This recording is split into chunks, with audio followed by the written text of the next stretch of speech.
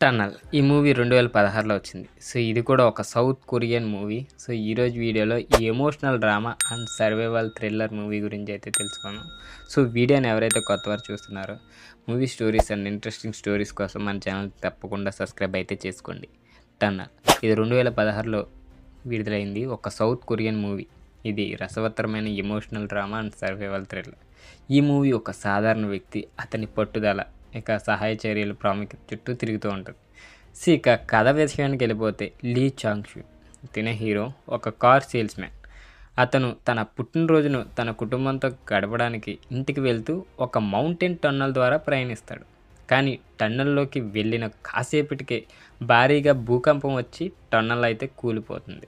అతను కారు సహా శిథిలాల్లో చిక్కిపోతాడు. తన కారులోనే ఉండిపోతాడు. ఇక శిథిలాలు వెంటనే అతని మీద పడిపోతాయి కదా ఈ భూకంపం వల్ల. సో, ఇక కారులోనే ఉండిపోయి ఇంకా ఎలా బయటకు వచ్చాడు అనేది మూవీ. ఇక జంగ్ షూ పూర్తి చీకట్లో శ్వాస తీసుకోవడం కష్టమవుతూ తక్కువ ఆహారం, తాగునీటితో అయితే ఉంటాడు. కొంచెం వాటరు, కొంచెం ఆహారం అతని దగ్గర అయితే ఉంటాయి. కేవలం అవి ఏంటంటే 2 వాటర్ బాటిళ్ళు, కొంత birthday cake and mobile phone. అతను తన మొబైల్ ఫోన్ ద్వారా అధికారులతో మాట్లాడతాడు, తన కుటుంబంతో కూడా. కానీ సహాయక చర్యలు ప్రారంభం కావడానికి చాలా టైం అయితే పడుతుంది. సో, టన్నల్ అంటే మాటల ఎంతమంది చిక్కుకున్నారో తెలియదు, కానీ మనోడు ఒక్కడే దాంట్లో చిక్కుకుంటాడు. ఇక అక్కడి నుంచి సహాయక చర్యలు మనకు తెలిసిందే కదా. ప్రభుత్వం అతను కాపాడడానికి విస్తృతంగా రక్షణ చర్యలు అయితే స్టార్ట్ చేస్తుంది. రక్షణ అధికారి డే క్యూంగ్ ఆపరేషన్ నాయకత్వం వహిస్తాడు. కానీ టన్నల్ కూలిపోయిన స్థాయిని బట్టి సహాయ చర్యలు చాలా నిదానంగా సాగుతూ ఉంటాయి.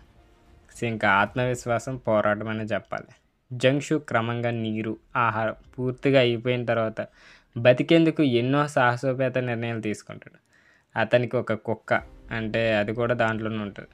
దాని సహాయంతో తన ఒంటరితనాన్ని అయితే తగ్గించుకుంటాడు. కానీ అతనికి తన జీవితం కోసం కొన్ని కఠిన నిర్ణయాలు తీసుకోవాల్సి వస్తుంది. అంటే ఇంకా కఠిన నిర్ణయాలు అంటే దాంట్లో చిక్కుకున్నాక ఎక్కడికైనా చేస్తారు. ఈ ఘటన మీడియా దృష్టిని అయితే అట్రాక్ట్ చేస్తాయి. ప్రభుత్వం తక్కువ బడ్జెట్ కారణంగానే ఈ సహాయక చర్యలపై కొనసాగించాలా లేదా ఆపాలనే విషయం చాలా వైరల్ అవుతుంది. పెద్ద ఇన్సిడెంట్గా క్రియేట్ అవుతుంది.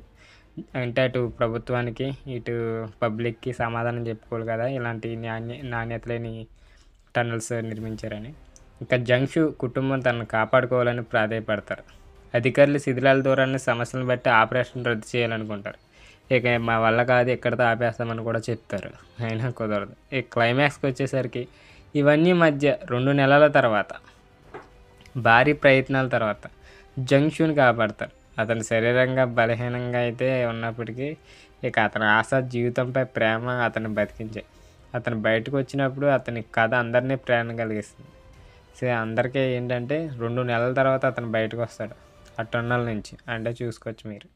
మొత్తం ఈ మూవీ టన్నల్ చిత్రం మనుషుల పట్టుదల, సాహసం, ఇంకా రక్షణ ఇలాంటి పనులు ఏవైతే ఉన్నాయో వాటిలో జరిగే సమస్యలపై దృష్టి అయితే తీశారు.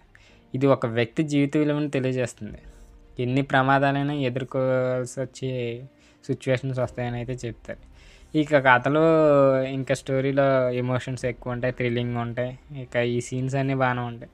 నిజంగా ఈ మూవీని చూడాలనుకుంటే ఇది యూట్యూబ్లో కూడా ఉంది, ఒకసారి చూడండి మీకే తెలుస్తుంది. సో, మూవీ ఇంట్రెస్టింగ్గానే ఉంటుంది. సో, అటు రాజకీయం, ఇటు పాలిటిక్స్, టన్నల్ పడిపోయిందని పాలిటిక్స్, ఇటు ఫ్యామిలీ గురించి, ఇంకా అక్కడ ఉన్న ఎమోషన్ గురించి మొత్తం క్యారీ అయితే చేశారు. So, interesting movie. సో, మీకు నచ్చిద్దనేది నేను ఆశిస్తున్నా. సో, వీడియో నచ్చినట్లయితే తప్పకుండా లైక్ చేయండి. ఇలాంటి మూవీ స్టోరీస్ కోసం మన ఛానల్ తప్పకుండా సబ్స్క్రైబ్ అయితే చేసుకోండి.